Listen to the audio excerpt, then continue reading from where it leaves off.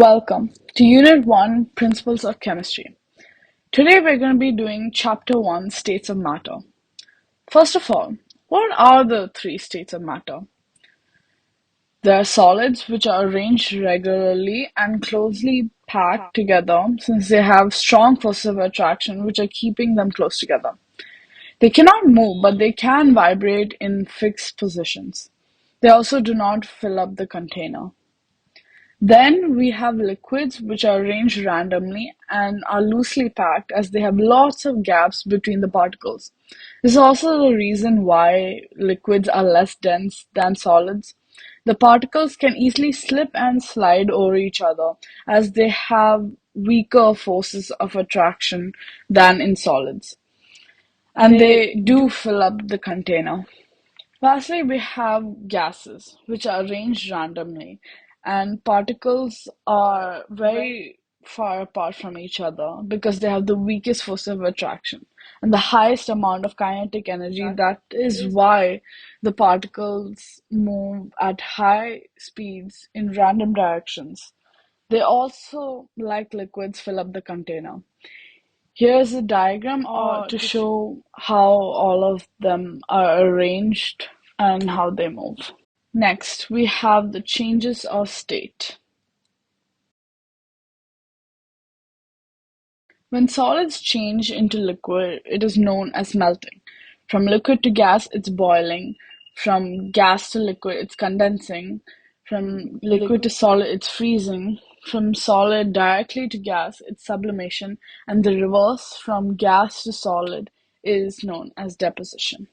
When solids are heated, they vibrate more vigorously and they try to break the force of attraction to become a liquid. The temperature at which the solid melts is known as the melting point.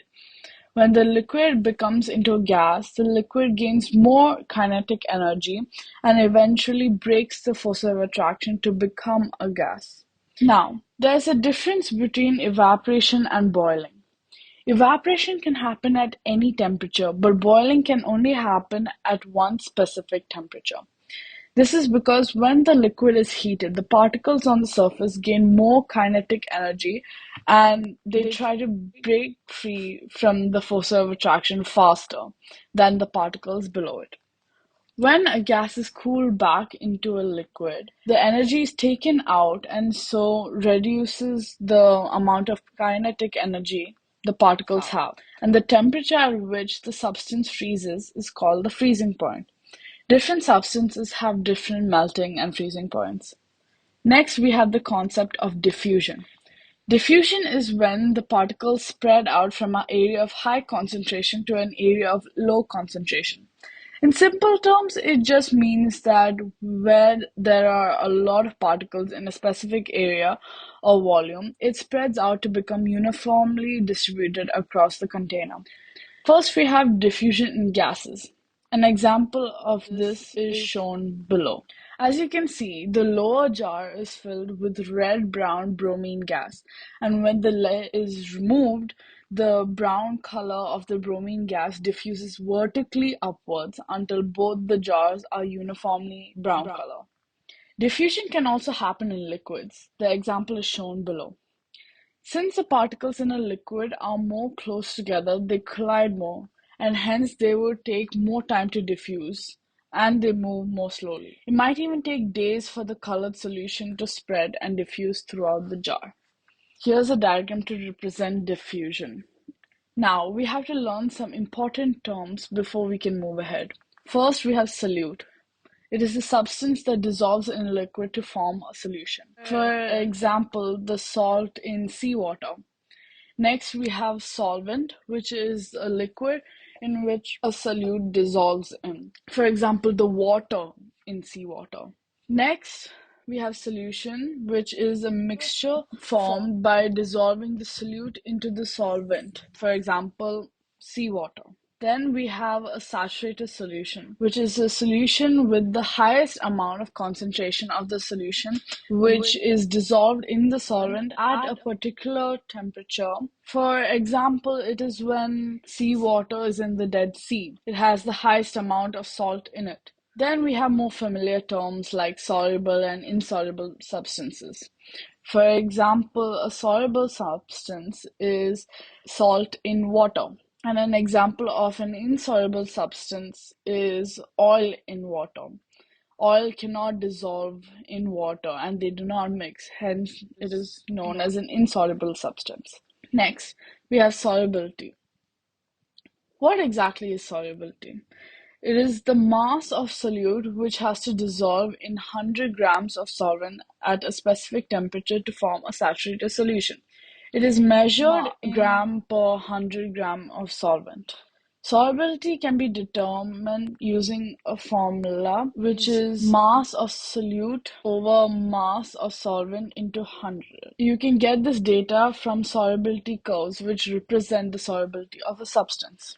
Solubility of solids are affected by temperature. So when temperature increases, solubility of solids also increase.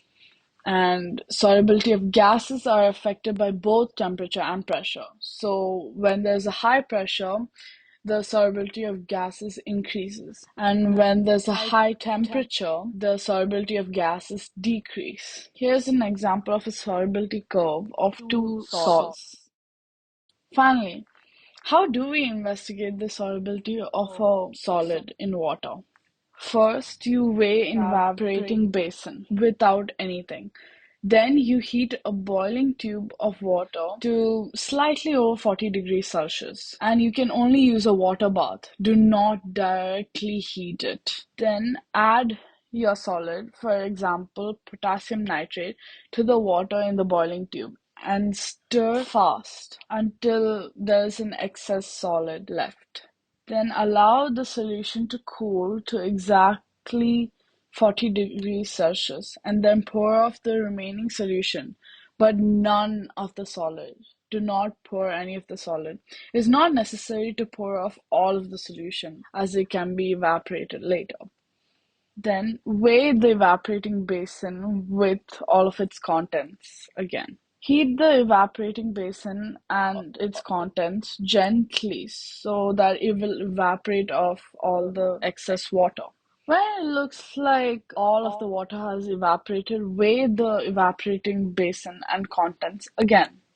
Then heat the evaporating basin and contents again and then reweigh. This makes sure that we have evaporated off all of the excess water.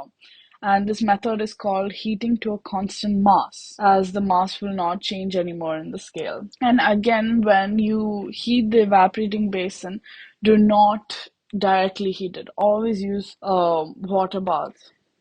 And that is all for me today. I hope you guys enjoyed today's lesson. If you did, please give this video a like and subscribe to the channel for more educational videos. Thank you. Have a good day.